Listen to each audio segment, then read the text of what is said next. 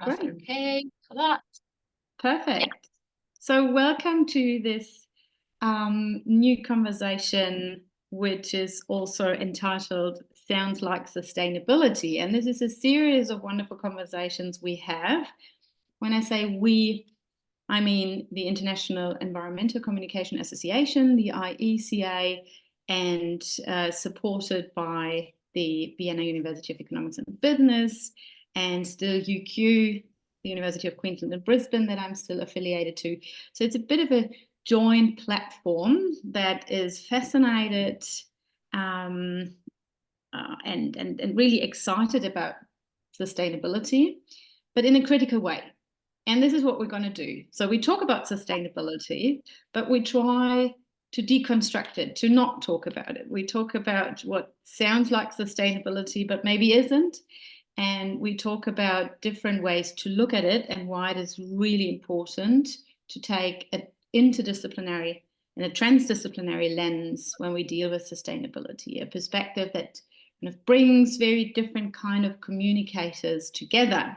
And this is why I'm absolutely excited and thrilled to have you here today, Katie. So Katie, you are an artist. I just put it out there. But before we kind of get deeper into who you are and your perspective on sustainability, I would love to ask the question that I always ask at the beginning, which is, what is happening around you? To kind of open this online flat two-dimensional space to your space. Say, what do you hear? Is there any sound that you somehow associate with sustainability or that you link to sustainability in a specific way? Hello, Katie. What do you Hello. Thank you so much for this opportunity. Yeah, this is a really interesting question because right now there is construction outside and it sounds like the complete opposite to your question. And so for me, what immediately comes to mind for the sound of sustainability is silence. And so I feel that noise is generally human created. And for example, this construction, diggers, drills, chainsaws, it just screams to me like fossil fuels and things like that. And also things like how they're digging up the street now. Where is the water going to go? Where is that rainwater going to flow to? And things like that. So the sound of silence means that we are not impacting in that way on the environment. So yeah, within the silence, then there's the opportunity to hear things like the birds singing, the trees blowing in the wind, any rainfall, like the sound of rainfall naturally. Just those natural sounds, obviously, are what say the flip side of the human noises that we make, so to speak. I love that. I really love that, to think about noise being something very human, being something very impactful and something that we kind of put on nature. So that's amazing. But before we get deeper into human-nature relationship or humanity and the non-human world and sustainability definitions, tell us a bit about yourself. Like, who are you? What are you doing? And what is your approach to sustainability in that sense? Yeah, so I'll try and sort of put it together in a concise way. I'm a multidisciplinary contemporary artist. I studied photography as art practice at university. That was some years ago now. And so that's my sort of that's the foundation. And then over the past 24 months, I've been working on a self-funded and a self-led project called Ground Truth. And this came out of reading some academic papers whilst I was in the UK. And I found that the imagery within the papers to do with agriculture now are really, really fascinating. The aesthetics that is coming out of the science behind how to look at sustainability within agriculture spoke to me in a really, really big way, because I'm a visual person and I don't understand all of the details of the science, but I understand what it is to see an image that is colours and shapes, and it's so simple yet so meaningful for the future of humanity, really. So I just thought, oh wow. So that was a starting point.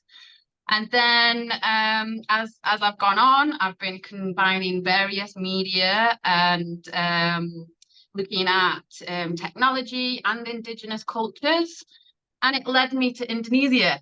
So I left the UK and came across to Bali, and I've been here for just under 2 years now.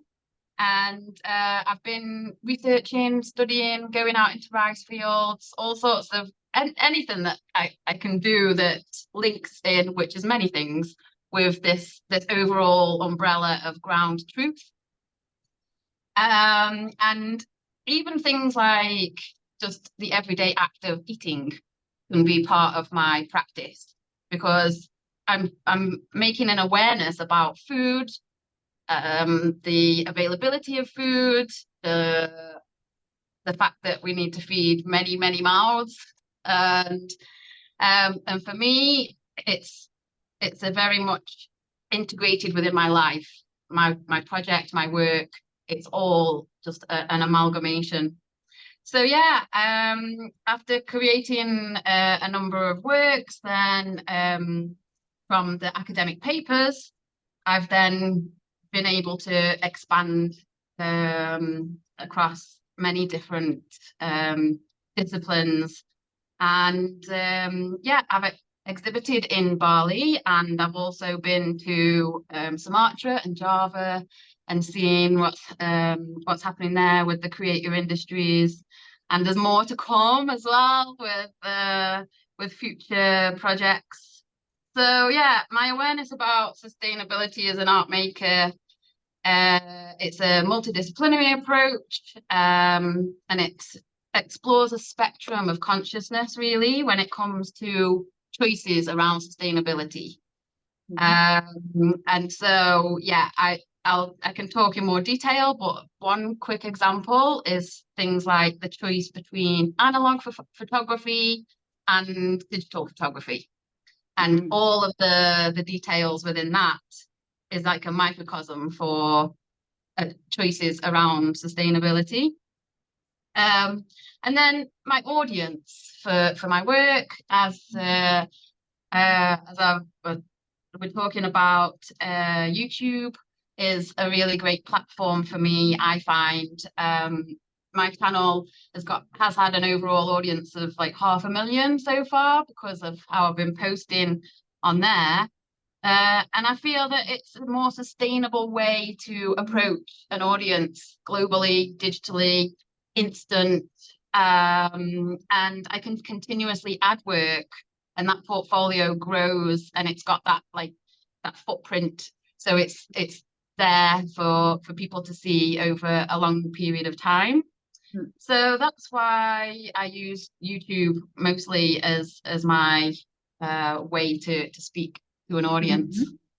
Yeah, sorry, I jump in at this point because I love, there's so many things in there that I would love to kind of go deeper into, if you allow me to. I say, okay, so I really want to kind of speak more about how sustainability is somehow a question of making choices. So I love that from a conceptual perspective. I love to talk about the channels and the way we communicate. Before we do that, let us very briefly nail down something like a definition of what sustainability is. From your perspective, what is that? How so it's quite big, but to narrow it down in a concise way, which is actually a terminology we see quite a lot, is this reuse, recycle, repurpose. I feel that just sums it up, those three words.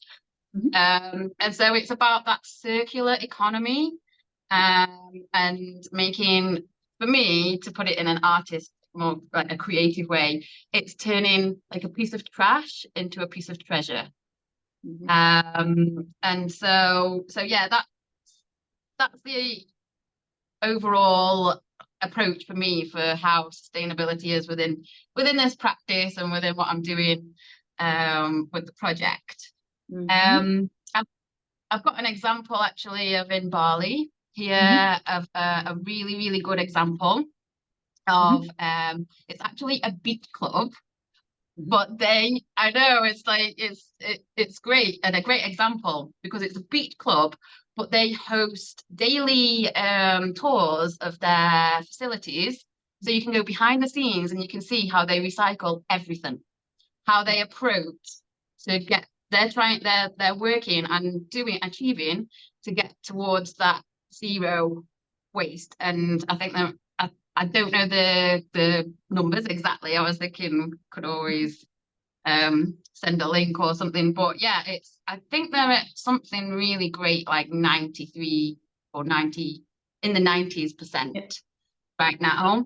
And so I've been on that tour and I've seen how they repurpose and recycle. And so, for example, any of the plastics, they are putting that and making new plastic. And for me, it was the food waste, because it's just such a big topic. And this is something that really feeds into ground truth, and seeing how they ensure that they separate the waste of the food from the meat to the organic, and then they put the organic waste directly back into composting, so that then it's going back into that circular economy of creating more food. So for me, that circular visual for me is what sustainability is. I love that. And what I think is really interesting is you said you've been on a tour. Yes. They are telling their story. So that leads me to the question, how important is it to not just do things, but also talk about it? Yes, definitely. And they put it together in a really, really professional way, so that you really engaged with it. And because tourism is so prevalent here, they've been able to put together the concept of tourism and the concept of sustainability, and they just put it together and made something beautiful. It's free tour as well, and they give at the end you can like make a bracelet and use the plastic beads that they make, or the candles from the oil waste. They make candles, and you can look at that. So for me, I think communication about looking at, I mean, there's that side of it, but also I think it's a very personal dialogue for communication about sustainability. And I was thinking about this in terms of how everybody forms their values about sustainability. And I think deep down, we all know, for example, wasting food is fundamentally opposite to our instincts for survival. So it's just getting that communication. If there's a gap in that communication, this leads on to bigger questions. But the communication really is, for example, a mother saying to their child, like, don't waste the food, or we'll save that food for later and we can have it as leftovers and things like that. So it's a daily like organic grassroots communication that then gets escalated up. And then when you see somewhere like the beach resort, and that they are taking responsibility for the fact that they are feeding lots and lots of people, and these people are going to waste the food, for example, they're not thinking about it on that level, but they are taking that responsibility of of just the same on a micro level of a mother saying to a child about wasting food. They are saying, we understand that this food waste can be reappropriated. We can do something with it. So those communication levels the communication works on different levels, but I very much believe, from my point of view as an artist, that we all can talk about it very intrinsically, very, very much about our understanding of how to survive. I'm Yeah. I'm wondering, sorry to jump in again, but I'm wondering if, like, I'm 150%, like, I love what you said, that sustainability communication is something very organic, something that kind of happens, very, very much bound to our everyday life, our immediate context, and the interpersonal communication, the relationships we have, and this is where it's happening, and this is where we kind of make sense out of that. I'm wondering, what do you think about all the sustainability communication that is happening on kind of a level up organization, a corporate level, in the political system, like the United Nations with their sustainable development goals and all the decisions that are made and all the regulations kicking in and forcing organizations and corporates mainly to do better, to talk about it, to take, I don't know, a stand in terms of sustainable development. And I'm wondering, what do you think of that? Does it help and support the awareness on this interpersonal level, or does it potentially hinder, or I don't know, predefines the conversations that we're having? Does it take the responsibility away, or what is happening there? Yeah, it's very interesting, because I actually made a conscious decision a number of years ago to not absorb any media, politics, or any of these things on a personal level. So I don't access any information like that. I don't watch the news, for example, or that type of thing. But thinking about it, the reason for my decision, so I can only really say from my perspective, but I think it might fit for other people, is that it was overwhelming. It was so overwhelming to have all of these kind of ideas, instructions, and then also these facts and figures that can be very disturbing in a way as to what is the trajectory of where we're at and what's going to happen if we continue with what we're doing. And overall, I've heard that young people are finding it overwhelming, because in schools they get a lot of, they have a topic of climate, and then they have to work with all of the facts that they're presented with, and then they go home and they sort of see what's happening in the home, which is just normal everyday living, but then they sort of think, oh, how can we be empowered? How can the empowerment be found of understanding the conscious choices, but then the actual current milieu that we live in, where a home is wasteful in a way, and getting that to come together.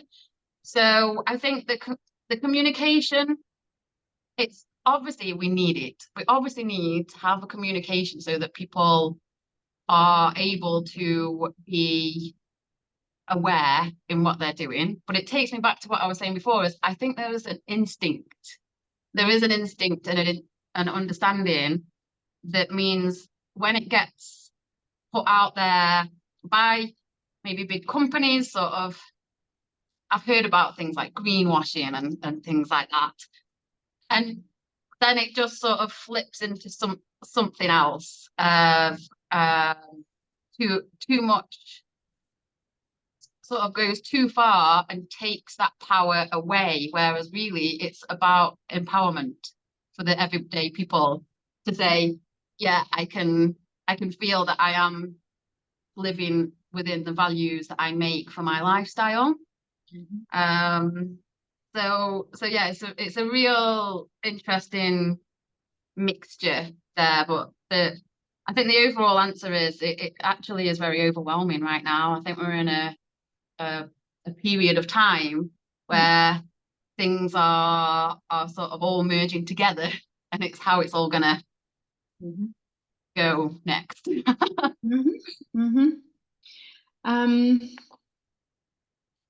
So if we kind of map those kind of different ways to communicate, and then you said, okay, there is information in the media that is relevant and that is important, that we get informed and that we get all the knowledge there, but by the same time, there are very different forms of communication. And you talked about this example where people go on a tour and they learn in a very immediate setting. I would love to talk more about art and the potential of art, kind of broadly thinking, in creating awareness, but by the same time, creating disruptions, creating moments that make people think. And tell me a bit about kind of your approach to art. Like, it's a very functionalist perspective that I'm bringing in here. Sorry for that. But what can art do? Is there a hidden purpose or maybe a chance in thinking about sustainability and environmental communication? What is happening? What is the potential of art? Yeah, so it's such a broad topic for I know, art. sorry. Open the bit. It's really interesting how to surmise it in a way, or where to start, where to kind of get in on that whole kind of wheel of where do we start this conversation. But for me, recently, over recent time, there's been a couple of examples that I can discuss that are from my experience. So I'll just sort of pinpoint it to that, and hopefully I'll answer your question in amongst just speaking about the specifics. So, for example, I've been involved with street art and street art festivals. And what I found with those is that there's a large amount of waste produced within a street art festival. So this can be along the lines of the artists using the spray paints, and there'll be hundreds and hundreds of cans of spray paint. So obviously there's the opportunity to recycle them, but there's no one has been coming in as like a policy maker for something like street art. Not in the way that I've seen at the resort, where they've said, right, we need to take responsibility for this, and this is a blueprint that can be rolled out across all of the resorts. And the hospitality, food and beverage industry within Bali is like taking all of that on board and implementing it. So I saw that, like I say, around a year ago for street art, and I still see it as an opportunity. I did actually put an application together to the British Council, but it didn't get the funding. But to say there's an opportunity here to kind of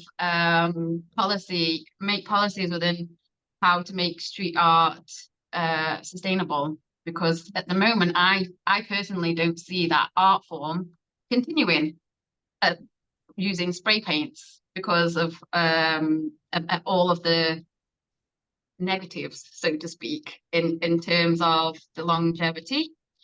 So again, it's like going back to the analog photography versus digital photography.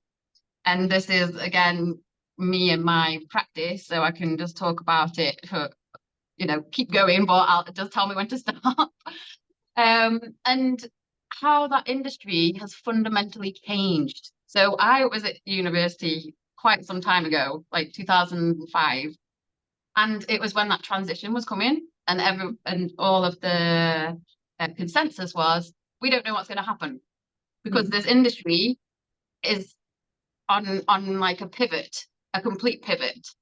But it came along, it's happened. 20 years later, here we are all using digital photography, and it's fine. Like it's all working in a way that there's no way that the analog photography could be doing now with what it needs to be implemented. So I see the same with the street art, for example. But what the street art is 20, it's now, it's not 20 years back yet. Does that make sense? Absolutely. Sometimes.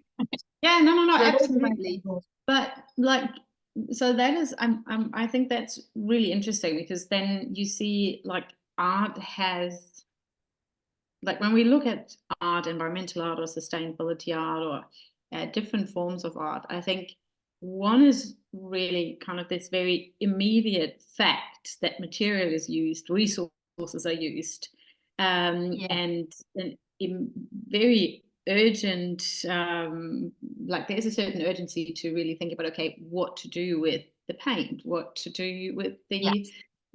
what kind of paint do I use? And it's not just the street art Yes. and the spray paints, but it's also, if we do some acrylic painting, what to do with the kind of leftovers? Just do we, Exactly. wash it down Yeah. and and so And that this is is an what, yeah. immediate sustainability question, a very resource related question, a question that is related to art as a practice.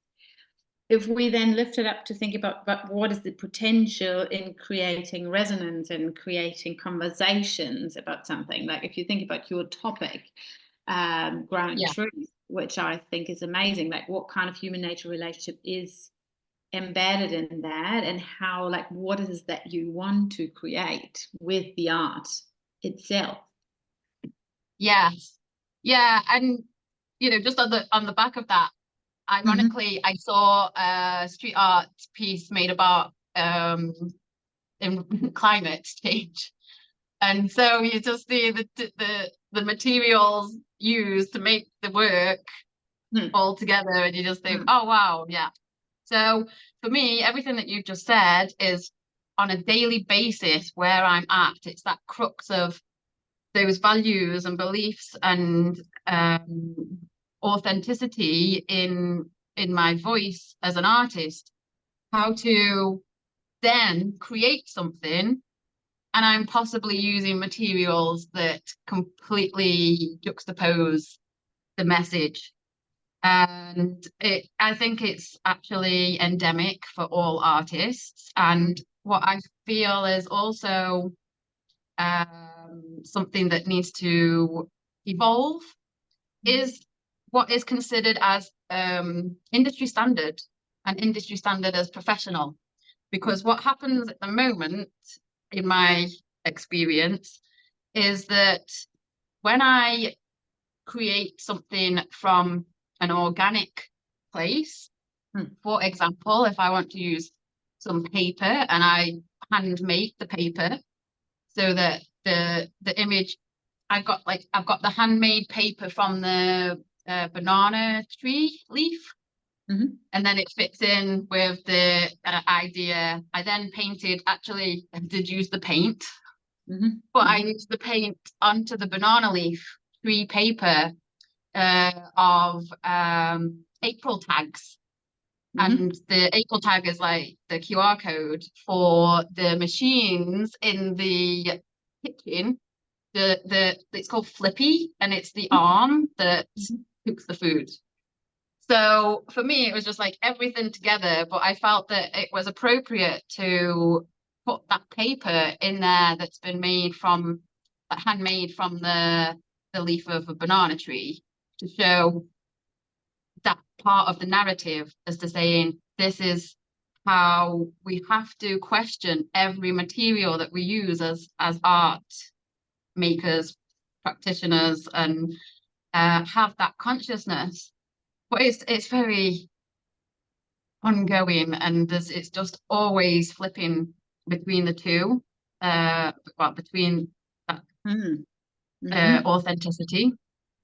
So yeah, it's definitely cultural. It's definitely cultural within the creative industry, and actually, I don't see enough as much of it as I would like to see at this present time, of artists making very, very strong choices about the materials and how the materials inform the work.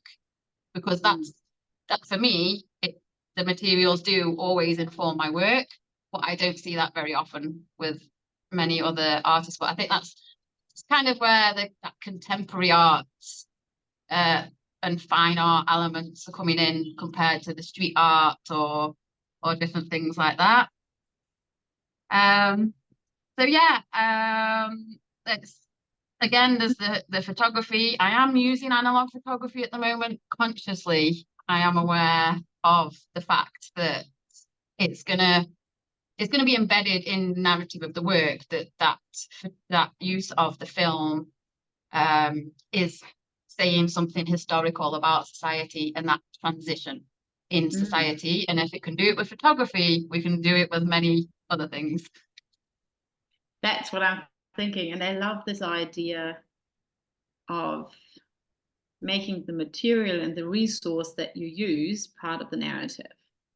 I think that is something that we can beautifully take further to other forms of sustainability communication, because that links back to the downside or the negative side of sustainability communication when we talk about greenwashing, because what happens there is that the narrative completely lifts off everything that is, like anything that is happening, and kind of is very detached from what is happening, what is actually happening. But if you kind of bring back the narrative, if you make the material and the processes and what is actually happening in the reality part of the narrative, so there's some like really a very beautiful thought in that, and a very beautiful truth in that, from my perspective. So I love that. If you think about other artists, like you as an artist in your role, kind of despite the work, but you as an artist, what is it that what is your role in the society related to transformation? Yeah, so I think it's a way of seeing the way that I see the world in a certain way, in my way, and being able to then make something, this narrative, something physical, something tangible that is then going to be available to an audience. That's the dialogue, and that's a way for me to be able to open up my voice, but then hopefully it's like a ripple effect, and hopefully what I'm saying, other people are also thinking it, but they just don't have the resources, they don't have the lifestyle, they're in some other paradigm. So they will just see a piece of a works, I don't know, a piece of art, but like a works, because for me, it can be on the street, because the street art for me is very important. This is why I'm passionate about wanting it to come up to where it needs to with sustainability, because you can be scurrying along the street on your way to work and you see a piece of street art and it will impact you fundamentally because of the message that it provides visually, and also possibly with the materials, because for me, I think sculpture and things like that are really important as well.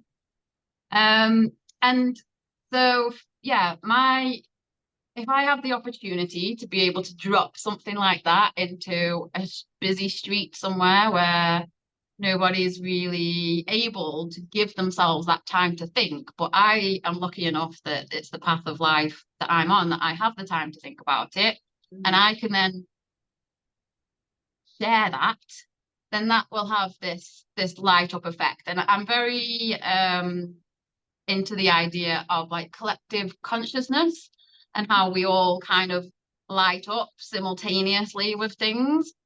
And I really believe that is the way that humanity works, and it's worked a number of times, because that is exactly what I believe has happened with the tattoos, where like how the whole, like the different continents came up with the same concept pretty much simultaneously. And so that's just one example. So yeah, that's where I see my place. But at the same time, very humbly, I understand that just me working away here is very much just me in my studio and not out there for the whole world to see. So there is a kind of uh micro and macro again, basically, with it. Mm-hmm. I love that. So let's take this to wrap it up basically. Yeah. That was an amazing conversation. I'm very, very pleased, and there's so many thoughts now in my head, kind of jumping up and down. I feel um, very much motivated to keep on thinking about the very different perspectives and the learnings that we can generate from kind of Yes. thinking about things that are happening at a specific place in a specific time, and then kind of take this knowledge, this very different kind of knowledge, then to other contexts and create some Yeah. learnings there. So I love that. Yeah. I love that. I will stop the recording here. Thanks, Katie, for Yeah. being. It was a Oh, pleasure. thank you. Thank you for listening and thank you for the questions. And I feel the same, really pleased that we've had this dialogue. Thank you.